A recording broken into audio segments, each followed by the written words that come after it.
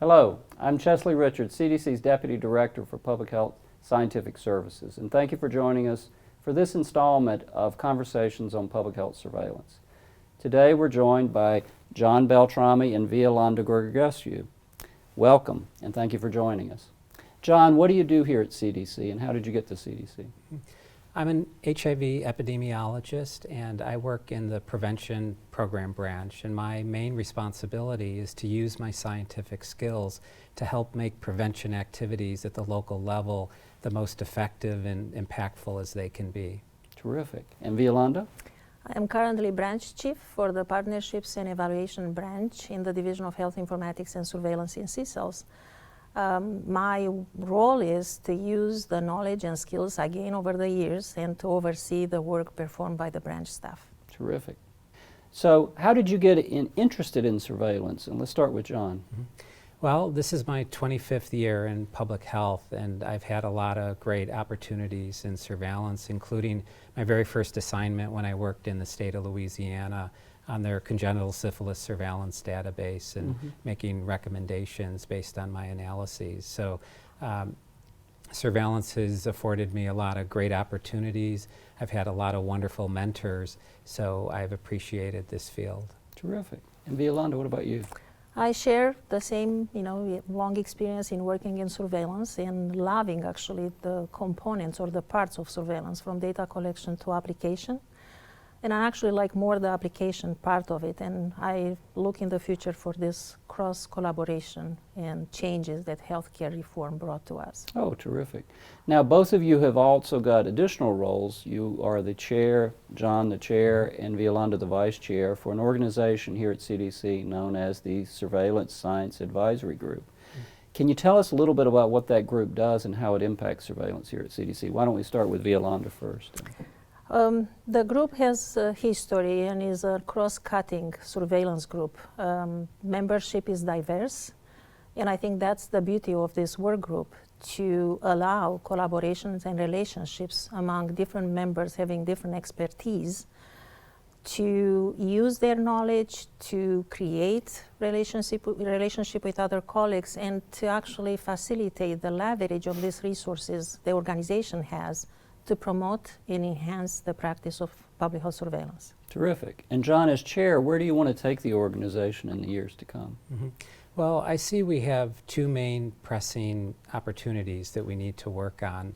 The first is we need, as much as possible, to be aligned with CDC's surveillance strategy, and also we need to take advantage of collaborative opportunities, as Violanda was mentioning, whether that means working with other groups at CDC who focus on surveillance or other groups who don't focus on surveillance but need our skills to help them meet their goals. What do you both think are some of the biggest challenges you face in doing surveillance, and whoever wants to start? So. Okay. Well, I would say what is most often a challenge for me is to make sure that we focus on using public health data for local public health action. And what I mean by that is we're in an era now where surveillance is very complicated. There's a lot of demands, there's a lot of interest that surveillance data is as best as it can be in our surveillance systems, and there's a lot of new technologies and innovations. So it's easy on occasion to get overly focused on the process of surveillance, but I think it's important that we always are focused additionally on the ultimate outcome and impact of using data for local public health action. Yeah, that does sound very important. What about you, Violanda? What do you think about it? Well, I obviously agree with John. We have been talking about surveillance SurvSec future actually. But again, I will highlight this important idea of having this cross-cutting generic use of surveillance in this group, which I think is important given that surveillance is the foundation of CDC work, and how this group could actually facilitate this kind of conversation and relationships, given in these days coordination, collaboration, and partnerships play an important role. So it sounds like where you want to take SurvSec is to really give a voice to many of the working staff who are doing surveillance and connect them and network them more. Yes. And that sounds like a real opportunity here at the agency. Right. Longer term, what do you think are the big opportunities for surveillance in public health? Violanda, what do you think?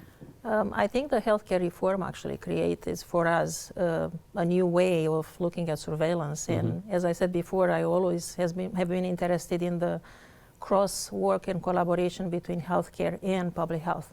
And I think these are the times that offer us the opportunity to closely integrate public health within healthcare system, to take advantage of the informatics and all technology available to us, and to improve, to enhance the way public health surveillance has been helping public health all the way through all these years. Yeah. So, John, what about you? Well, I would say related to that, the future that I see is on a routine daily basis, all of these collaborations occurring, whereas now they tend to be more special projects, but I would like all of this to happen in a very natural, routine, day-to-day occurrence. Terrific. And it sounds like ServSAG has a really bright future with your leadership. So thank you for being with us, and thank you for your leadership in ServSAG. And thank you for joining us today on another installment of Conversations in Public Health Surveillance.